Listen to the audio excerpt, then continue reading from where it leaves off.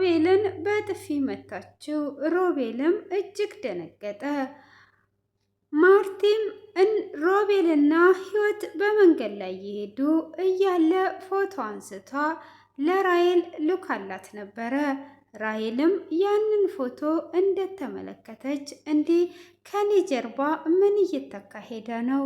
ይህን ነገር በደንብ ማስጠንቀቂያ መስጠት አለብኝ በማለት ህይወትም ምግብ እየሰራች ባለችበት ገብታ የት ነበርሽ? ኬት ነው የምትመጪው? ትላታለች። እሷም ምን ነው ስትላት ከሮቤል ጋር ነበርሽ ብላ ትላታለች። ሮቤል መንገድ ላይ አግኝቶኝ ነው ከሱቅ እየመጣው እያለ አብረን መጣን ብላ ትላታለች። ይሄ ውሸት ነው ብላ ትላታለች። ራይልም አክስቷል የላከችላትን ፎቶ በማየት ነበር አብረው ጥሩ ጊዜ እያሳለፉ ነው ብላትም ነበረ። እሷም ከሮቢ ካራግሽ እገልሻለሁ በማለት አንገቷ ላይ ቢላ በማድረግ እጅግ ታስጠነቅቃታለች። እንዴ ምን እየሆንሽ ነው ያለሽው? ብላም ስትል ምግቡንም እንዳለ እሷ ላይ ትደፋለች። ስትደፋባትም ያንን ምግብ ካነሳችም በኋላ ምን እየሆንሽ ነው ስትላት እኔ ነግሬሻለሁ፣ እኔ እንዳሰብኩ እንዳታስቢ ከሮቢ ራቂ ትላታለች። እሷም ልክ ስትወጣ ሮቢን ስታገኘው በጥፊ ነበር ያለችው። ሮቢም ቢደነግጥም ዞር በልልኝ አትጠጋኝ ትላለች። ሮቢም ከህመሙ ስላጋገመ ሾርባ የመጣበትን ሰሃን ሊመልስ ስል ፍሬወት ትመጣበታለች።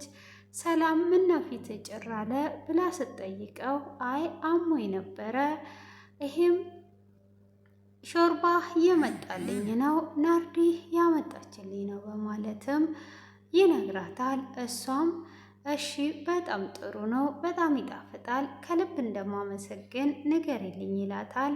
ፍሬዎትም ሰሃኑን ይዟ ይሄ ሰሃን ሾርባ ሄደበት የት ነበር ብላ ትጠይቃታለች። እሷም ይቅርታን ብትላት አይ ይሄ ነገር እንዴት ነው አልገባኝም፣ ሾርባ ሰርቼ ስላመመው ወስጄለት ነው ብትላትም እንዴት ሻይ አፍልተሽ የማታቂ ሾርባ ሰራሽ ብላ ትላትና እጅግም ትቆጣታለች። እየተቆጣቻትም ታዴም ተኝቶ በነበረበት ይነሳና እናንተ እያላችሁ በቃ ሰው አይተኛም ማለት ነው ወይ ብሎ ይላታል። ይኸው ለአንተ የተዘጋጀውን ሾርባ ለተከራዩ አውጥታ ሰጠች ብላ ትለዋለች። ታዴም እጅግ ይናደድና ይሄ ነገር የምሰማው እውነት ነው ወይ ብሎ ይላል። አንድ ያዳምጠኝ ብላ ብትለውም ሊያዳምጣትም ፍቃደኛ አልነበረም። ሆኖም ለታዴ የተዘጋጀውን ሾርባ ነበር የወሰደችለት። እናትየው እንዴት ከአባትሽ ተከራይ ብታስበልጭ ነው ሾርባን ወስደሽ የሰጠሽው በማለትም ብትናገራትም እሷም አይ እንደዛ አይደለም አዳምጡኝ ብትል ሊያዳምጧትም አልቻሉም። አባቷንም አባዬ ይቅርታ አድርግልኝ ብላ ደጋግማ ትጠይቀዋለች። እሱም እሺ ለአሁን ይቅርታ አድርጌልሻለሁ፣ ካወዴ ግን እንደዚህ አይነት ነገር እንዳልሰማ በማለት ያስጠነቅቃታል። ማርቲም ከዚህ ቤት መውጣት አለባት፣ ስለዚህ መጀመሪያ ሸሽታ የመጣችውን ባል አውርቼዋለሁ፣ ከዚህ ቤት እንድትወጣ ያለችበትን ሁሉ እየነገርኩት ነው። ወንድሜ በቅርብ ቀን ትወጣልሃለች፣ አትጨነቅ ብላ ትለዋለች። አይ እንዳልሽ ይሆናል ወይ ብሎ ሲላት አዎ ላሳውቅ ብዬ ነው፣ እሱ እኮ እየፈለጋት ነው፣ እሷ ሸሽታ ነው እዚህ የመጣችው፣ ስለዚህ ያለችበትን ከነገርኩት መጥቶ ጠልፏት ይወስዳል ብላ ትለዋለች። እሺ እንደዛ ከሆነ ብሎ ይላታል። እግዚአብሔር ዳሽ በማለትም ከተለያዩ በኋላ ሂዊም እያለቀሰች ወደ ውጭ ወጥታ ነበረ። ሆኖም ሮቤልን ታገኘውና ይቅርታ አድርግልኝ፣ ቅድም በጥፊ መታው ጥሩ ስሜት ላይ ስላልሆንኩኝ ነው ብላ ትለዋለች። ሆኖም ማስጠንቀቂያም እንደዛ ብሰጣትም መልሷ ከሮቢ ጋር ተገናኝታለች። ሮቢንም ሁለተኛ እንዳትጠጋኝ ብላው ነበረ። ሆኖም ካገኘችውና ይቅርታ ከጠየቀችው በኋላ እሺ ነይ አብረን እንሂድ፣ ከአሁን ወዲህ ግን እንደዚህ ከተደገመሽ እወቂ ብሎ ይላታል። አይ አይደገመኝም አልኮረፍከኝ ማለት ነው ብላ ስትለው አይ አላኮረፍኩሽም ብለው አብረው መሄድ ጀምረዋል። ፍርዬም ምግብ ቀርቦ እያለ ቁጭ በይና ቢ እንጂ ህይወትዬ አንቺ እኮ እየበላሽ አይደለሽም ስትላት እነሱም እጅግ እየተናደዱ ነበር። ሆኖም አይ በቃ እኔ ስራ ልሄድ ነው ብላ ትላለች። እኛ ቤት ነን በማለት እያንዳንዳቸው ቤት እንዳሉ ይነግሯታል። ሆኖም ራሔልንም ህዊ ለምን አትበይም ምግቡ አልጣፈጠሽም ወይ ብላ ስትጠይቃት አይ ምግቡ ይጣፍጣል፣ ግን እኔ አሁን ላይ ልሄድ ስለፈለግኩ ነው ብላ ትላለች። ሆኖም ታዴና ፍሬዎት አንቺ የቤቱን አስቤዛ ለመጨረስ ነው ወይ የተላክሽው? ብሉልኝ እያልሽ የምትጋብዣቸው የምትገባበዙት ብላ ትላታለች። እንዴ ብሉ ማለት ይህን ያህል ያናድዳቸዋል ወይ? ጥፋትም ከሆነ ይቅርታ ብላ ስትል የአንቺ ይቅርታ ምን ያደርግልናል? እዚህ እኛን አስቀምጣችሁ ትገባበዛላችሁ ብላ ትላታለች። እሷም ታዴን ብላ እንጂ ብላ ስትለው ምኑን በላው እነሱ እኔ ላይ ይገባበዙብኝ እንጂ ብሎም ወደ ክፍል ሊሄድ ነው ሲል ቁስልን ተጠንቀቅ ትለዋለች ህይወት። ስትለውም አይ ምን አግብቶሽ ነው ተጠንቀቅ የምትይኝ? ምን እያልሽ ነው ብሎ የበለጠ ይናደዳል። እሷም እህትየው ወደ ውስጥ ይዛው ትገባለች።